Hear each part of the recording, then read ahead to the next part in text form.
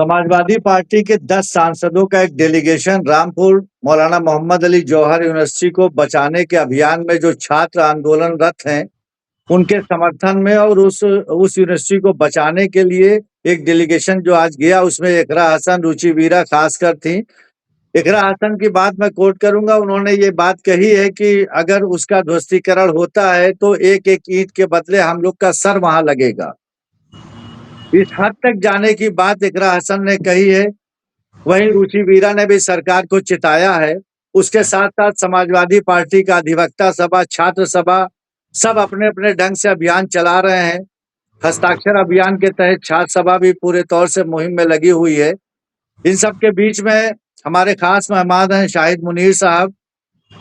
शाहिद भाई, आपका बहुत बहुत स्वागत है बोलना भारत के मंच पे।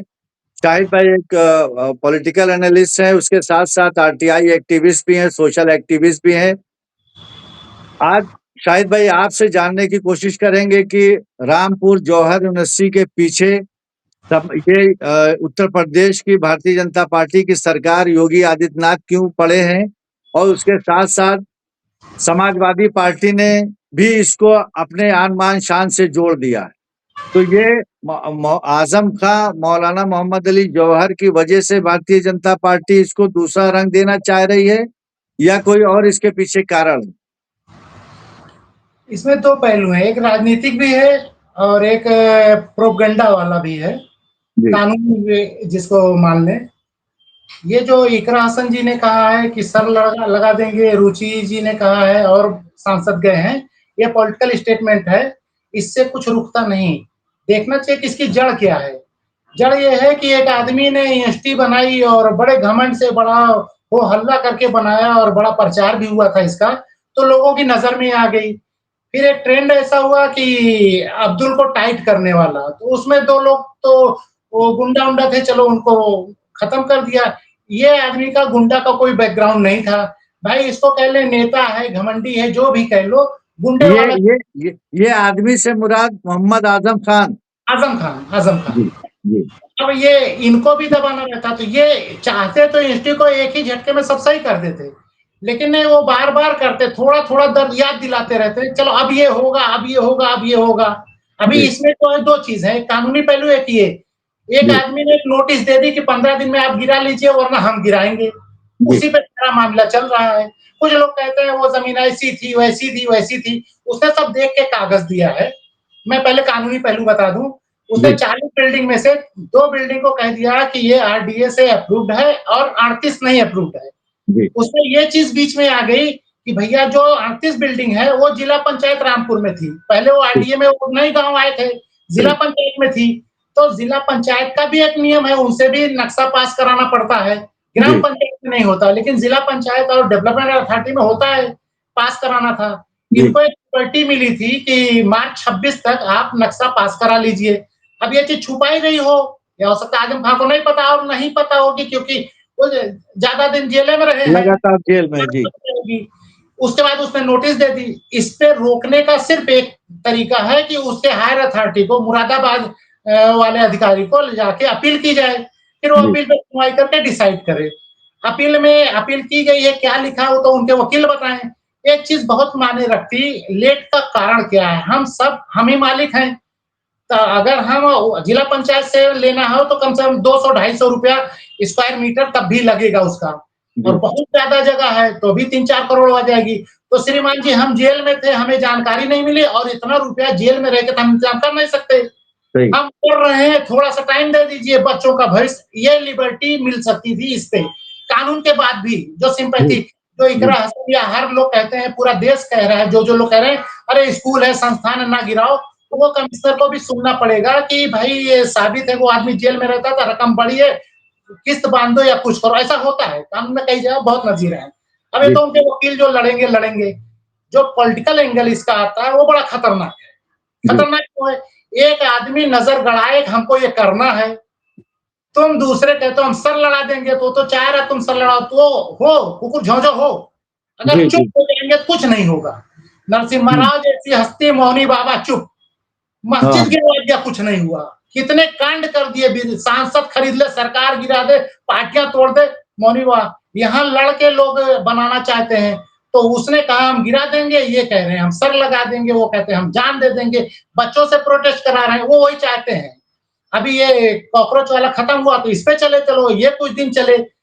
फैसला तो वही होना है जो 28 तारीख को देगा, उसके अरे अलावा कोई नहीं। शाहिद भाई, आपके कहने के हिसाब से कि भाजपा और सपा दोनों इसका राजनीतिकरण कर रही है। हाँ, एक कहते हैं हम मार देंगे, तू कहते मार के दिखा दो, और पब्लिक से कहते हैं तुम लोग देखो हमको, हम लोग कर रहे हैं। भाई आप बताइए, सर लगाने से बच जाएगा? तो नहीं हम भी नहीं, तो लेकिन इस दोनों इन दोनों के बीच में जो इसका सियासत इस पे की जा रही है, उसमें तो बच्चों का मुस्तकबिल कहीं ना कहीं दांव पे लग जाएगा। वो तो ना इधर के होंगे ना उधर के होंगे। उसकी फिक्र किसको है आज की सरकार में? पूरे भारत की। मैं ये नहीं कहता भाजपा की सरकार, पूरे भारत की इसी सरकार में बच्चों के भविष्य शिक्षा की फिक्र किसको है? वरना विधायकों सांसदों के इतने स्कूल हो जाते हैं, वो अंगूठा टेक, उसको लिखना पढ़ना नहीं था, 2-2 3-3 डिग्री कॉलेज खोल के बैठा है। अब आप शिक्षा बदल लोगे? हमारे वाले में पढ़ो, और हम फलाने साहब हैं, हमारे में नहीं पढ़ोगे तो भी पास करा देंगे। यानी वो कमा रहे हैं लेकिन शिक्षा तब भी नहीं दे रहे हैं, उससे उनका डबल फायदा, टीचर नहीं रखना पड़ता, कुछ बनाना नहीं पड़ता। अब ये साहब एक चीज बनाए थे जहां पढ़ा रहे थे, और ये थोड़ा हाईलाइट ज्यादा करते हैं। आजम खां मतलब एक उनको जब, अभी तो नहीं बदल गई उनकी चाल भाल, लेकिन जब सरकार थे तो वो जब चलते थे उनकी चाल और उनको बोलने का तरीका, वो बहुत गलत था। अल्लाह ताला को पसंद नहीं, मेरे नजरिए से। शाहिद अब भाई वो जी, आपके कहने से वो मैं नज़र में रख लिया हूँ, अब मैं उसको टोचता हूँ, और आपको टोचने से हाइलाइट हो जाएगा। समाजवादी पार्टी एक बड़ी पार्टी 37 सांसदों की है, वो हल्ला करेगी, पूरे देश में जाएगा। कौन-कौन फिर वो बाबा जी का एक बुलडोज़र सिंबल हो गया, कहेंगे हाँ, अब तो पक्का हो जाएगा। 28 तारीख को अगर स्टे नहीं है तो हो जाएगा। अच्छा, तो ऐसी कंडीशन में जिस तरीके से जंतर मंतर वाला प्रोटेस्ट, सब उनकी मांग मान ली गई है, धर्मेंद्र प्रधान का इस्तीफा हो गया है, और एक जो है संयुक्त प्रेस कॉन्फ्रेंस भी, ज्वाइंट प्रेस कॉन्फ्रेंस भी सीजेपी और बीजेपी की हुई है।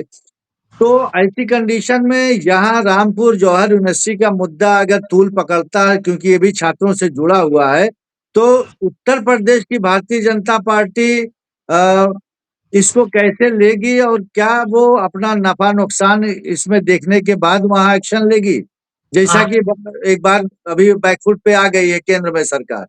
आज शाम को थोड़ा वो लोग अपना रोए होंगे कि मोदी जी आपने क्या किया, हम तो धर्मेंद्र प्रधान के सपोर्ट में थे, आपने इस्तीफा दिलवा दिया, अब कहाँ मुंह दिखाएं। लेकिन कल से फ्री हो जाएंगे, फिर कल से देखिएगा वो इस प्रोटेस्ट को किस तरह से लेते हैं, वो हिंदू मुसलमान कर देंगे।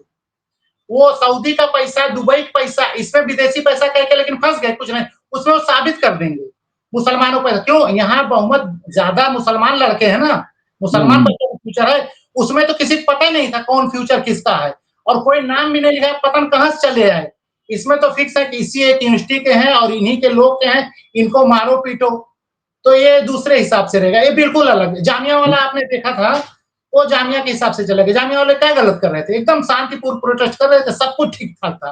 वो कुछ लोग बाहरी आए, वहां पुल के नीचे पत्थरबाजी कर दिए, घुस गई यूनिवर्सिटी में पुलिस, जो ताला बंद लेकिन करके उनको मार दिया।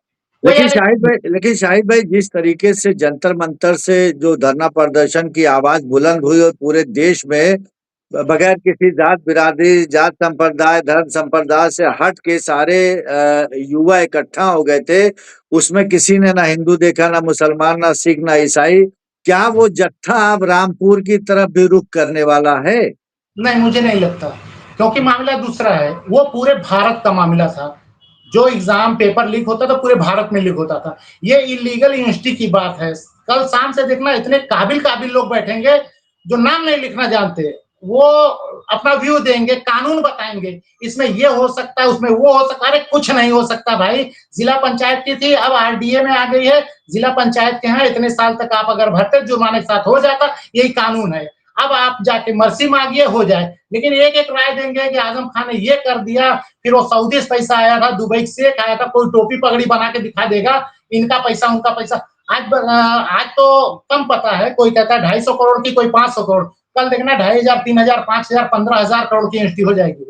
और ये होगा आजम खान लाए कहां से? तो जबकि एक एक पैसे की चेक इन हो गई है, जुर्माना कई बार लगाया जा चुका है, सब है रिकॉर्ड। लेकिन वो नहीं पढ़ेंगे, डायरेक्ट 2500 करोड़, 5000 करोड़ बताएंगे, उनके ऊपर कोई रोक नहीं। देश का छात्र और नौजवान और जेंजी जात पात से उठ के एक मुहिम चला रहा है। क्या यहाँ अब्दुल को अकेला छोड़ देगा? हालांकि वहां मेरठ के जुनेद ने जी जान लगा के सबको खाना पीना खिलाया, उसका कुछ फायदा नहीं मिलेगा। नहीं, मेरठ के जुनैद के साथ जो हो रहा है वो हाईलाइट नहीं हो रहा है।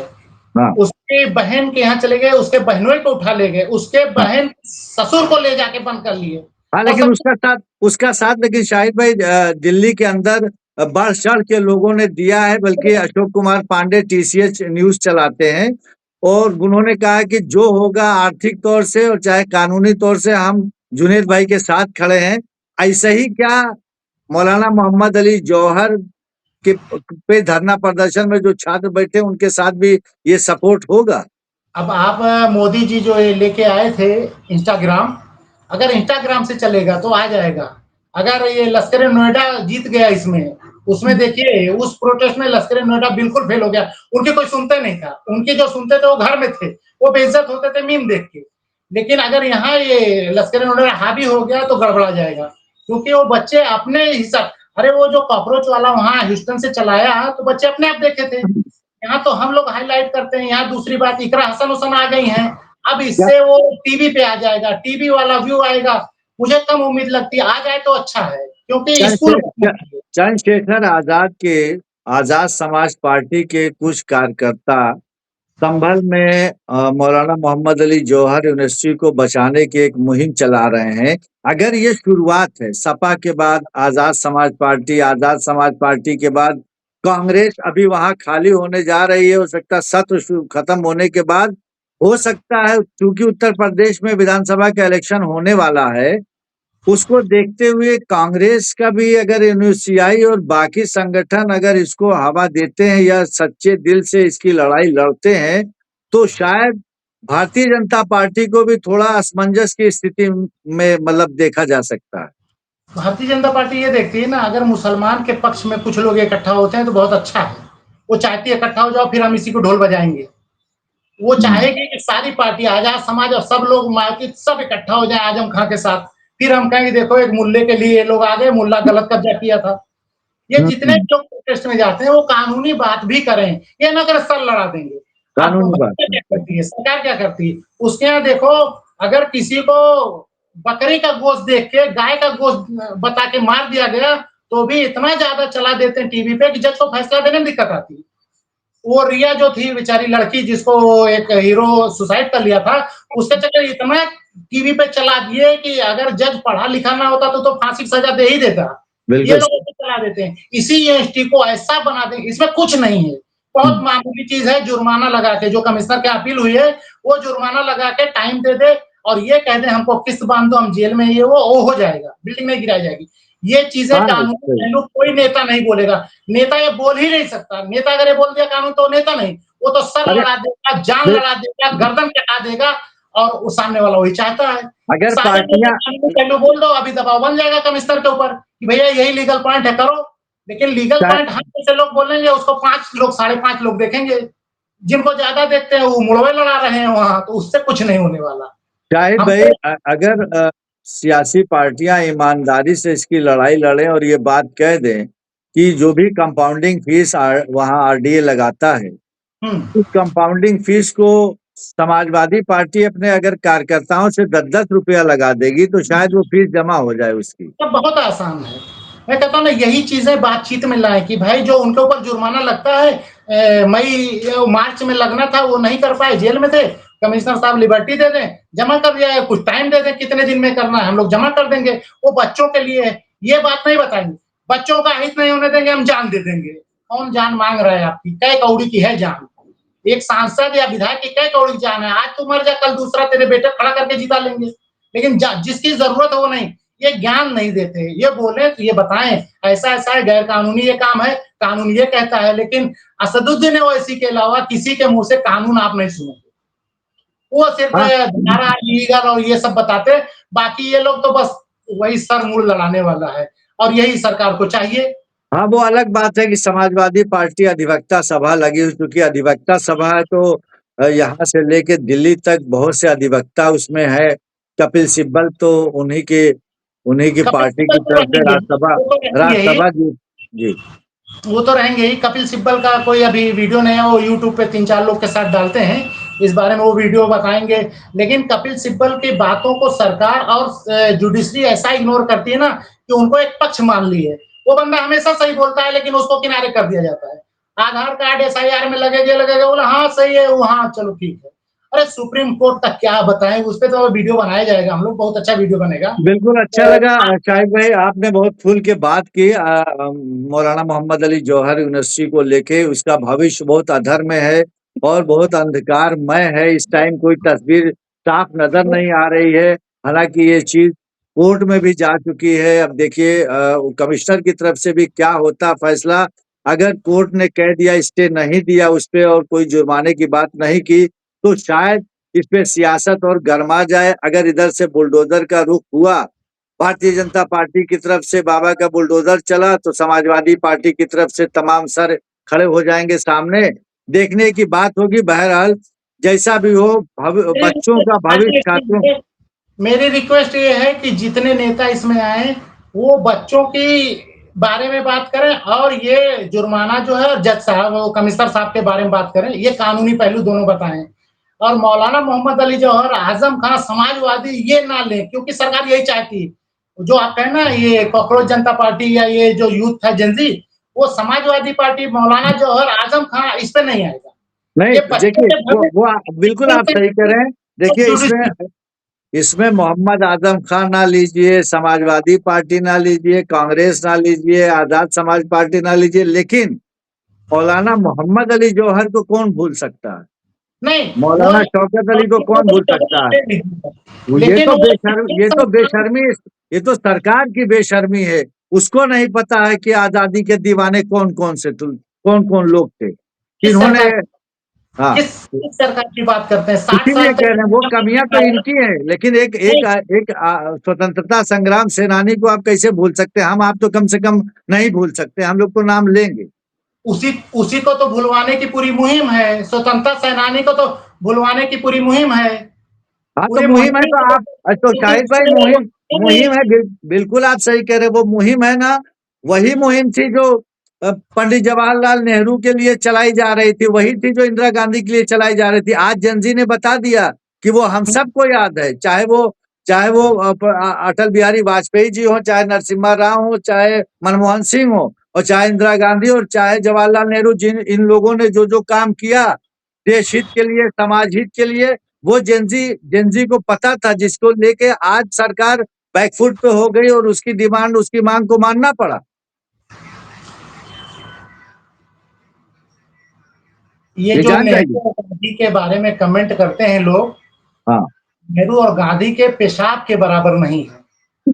नेहरू ने जो किताब बिल्कुल लिखी सही है है। रिपब्लिक ऑफ इंडिया, हाँ, वो विदाउट एनी कट उतनी मोटी किताब लिखी है। किसी भी दानिश्वर, किसी भी लेखक की हैसियत नहीं इतनी मोटी किताब बिना कट के लिख दे। और गांधी वो हस्ती है जो दुनिया में सबसे ज्यादा कागज काले उसके कैरेक्टर पे किया गया है, सबसे ज्यादा कागज लिखा गया है। हमारे नबी साहब हैं, उनके ऊपर उतने कागज नहीं काले किए गए हैं। और बाकी जितने धार्मिक या जितने अरस्तु फरस्तु जो भी है पोपो, सबसे ज्यादा कागज काले किए गए गांधी, उसको ये गाली दे रहे हैं। तो हमको चुप बैठना बात वही है। ये जो नशा चढ़ा था ना भारतीय जनता पार्टी के ऊपर, ये नशा इन नौजवानों ने उतार दिया है। और आने नशा वाले वक्त में आप समझ जाइए, अगर अगर बाबा नहीं सुधरे, इनकी नीति में बदलाव नहीं हुआ शिक्षा को लेके और छात्रों को लेके, तो आप समझ जाइए ऐसा नहीं है। कुछ तो बदलाव हो रहा, कुछ तो चेंजिंग हो रही, जो बगैर किसी के आह्वान पे, चाहे लखनऊ हो, चाहे इलाहाबाद हो, चाहे पुणे हो, चाहे नागपुर हो, चाहे साउथ हो, नॉर्थ ईस्ट हो, ये हर जगह जो एक मुहिम चल गई, ये आप समझ जाइए, ये नौजवानों की बहुत दिनों तक की खामोशी थी जो उबाल के रूप में आ गई। अब अब मैं आखिरी बात से खत्म कर रहा हूं। हाँ जी। आखिरी बात से खत्म कर रहा हूं। जी। दिल्ली वाला हो गया, वो महामानव जी आ गए इंस्टाग्राम पे। इसमें कुछ कुर्बानी देनी पड़ेगी, इसमें कुछ कुर्बानी। आप ये ना इत्मीनान रखिए कि गिरेगा नहीं, गिरेगा भी, नहीं, हो सकता है गिर जाए, कुछ लोग का सर आ जाए बुलडोजर में, वहां से शुरुआत होगी। आप ये चाहो कि गेट पे रह के और कोई क्रांति हो जाए, ऐसा नहीं होगा। ये लोग बहुत जोर लगाएंगे, नहीं नहीं, वो अभी तो देखिए, ये तो शाहिद भाई, ये तो मुद्दा तभी पता चल गया था, लाया गया है जब अमित शाह ने योगी आदित्यनाथ को दिल्ली बुलाया, वो चंदा चोली चरावा चोली वाले मुद्दे पे, और वो दिल्ली से आते ही सबसे पहले संभल और रामपुर जवाहर यूनिवर्सिटी का मुद्दा उठा दिया। उन्हें तो पता था एक मुद्दे को कून करने के लिए दूसरा मुद्दा मुझे लाना पड़ेगा, और चूंकि कुछ ही दिन बचा हुआ, कुछ महीने बचे हुए हैं उत्तर प्रदेश की विधानसभा में, और जिस तरीके से दिल्ली के अंदर फजीहत सरकार की हुई और पूरे देश में हुई, उस उसको अपने ऊपर से वो उस दाग को हटाने के लिए शायद फिर से जवाहर यूनिवर्सिटी का इस्तेमाल हो। लेकिन देखना यह है कि अब उन छात्रों नौजवानों का भी इम्तिहान का समय आ गया है कि अब्दुल का साथ कैसे देते हैं। इस हादसे पे मौलाना जौहर को पूरा हिंदुस्तान फिर से जान जाएगा, दुनिया भी जान जाएगी।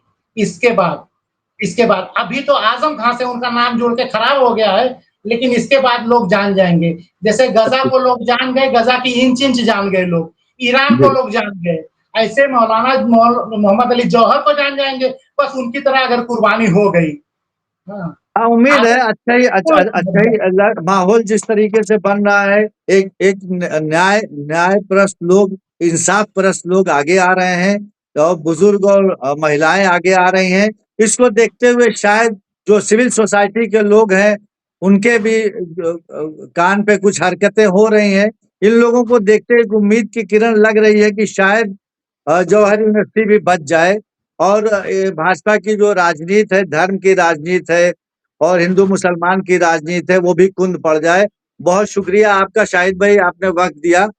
बहुत फिर किसी मुद्दे पे जरूर आपसे मुलाकात होगी। बहुत अल्लाह शुक्रिया।